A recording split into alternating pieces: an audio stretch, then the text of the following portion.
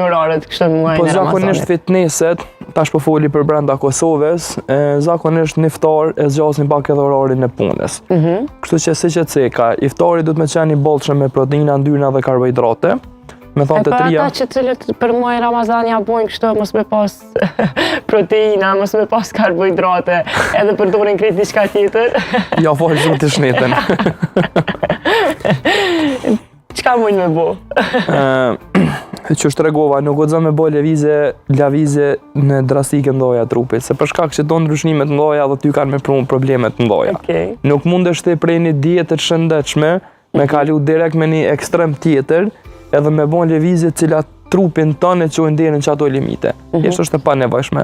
Qysh ke jetu që tash vazhdo me jetu veç e ndryshu orarin edhe vazhdo me të njëjtin ushqim. Shpesh më ka bo me dëgjuar vetë që muaji i Ramazanit, për këta njerëz cilët fakt ushtrojnë dhe mirën vazhdimisht me fitness, është muaji më sfidus. Pse e thonë këta? Të pas parasysh që ti po na tregon që rutina nuk ndron diçka, edhe nuk është që ka të një ndryshim. Unë personalisht ushtroj tash 12 vite. Edhe është Ramazani te cilin mundohem me agjeru rregullisht deri në fund, veç nëse ka pas një problem shëndetësor.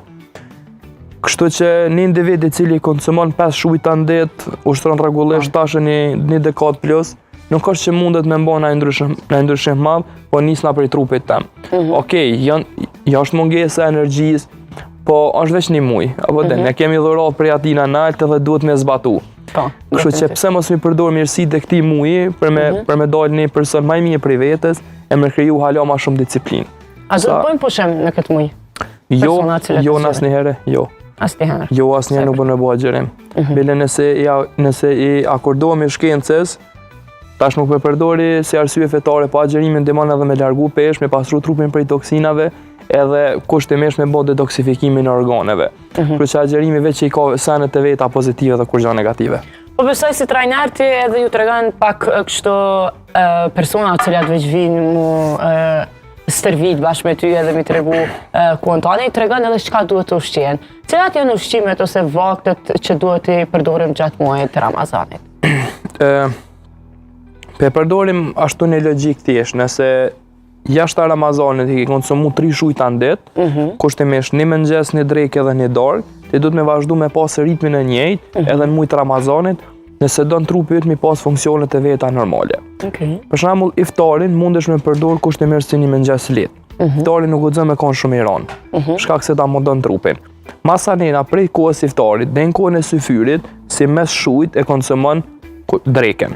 Ndërsa pjesën e fundit, do me thonë kur është syfyri, mundesh me konsumu që ke konsumu darkën. Do me thonë ti nuk ki nevojë me bë ndryshime të ushqimit ose me bë lëvizje. Po, ujë do të me pi më shumë, se trupi ka qenë ide i drum. Do të me marr edhe elektrolite minerale, do me thonë këto janë domosdoshme. Ndërsa periudha e ushqimit veç ndryshon. Do me thonë se ka qenë prej orës 10 mëngjes deri në ora 7 mbrëmje, tash e ki prej 6 mbrëmje deri në ora 2.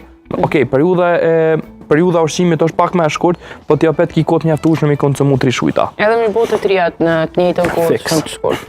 Çka duhet të hajmë kështu diçka më të shëndetshme që të kemi forcë, edhe që në momentin që e përmendëm këtë fillim pa ushqim smujmë edhe me ushtru kështu fitness, që të jemi tamam të gatshëm për ushtrimet edhe për stërvitjet që ti bëjmë. Zgjedhjet e shëndetshme fatkeqësisht ndicot të jemi edhe pak limitum. Do me thonë i kemi krejt llojet e mishrave, i kemi pemt edhe perimet, edhe i kemi karbohidratet e shëndetshme si që janë patatja dhe rizi. Do me thonë çfarë do kombinime që ti arrin me bën përmes këtyre trijave, normal, ti përfshi vezet edhe produktet e qumshtit, çfarë do vakti që ti ndërton përmes këtyre kushtimisht 3 e sanëve që i ceka më herët, është ushqim i shëndetshëm.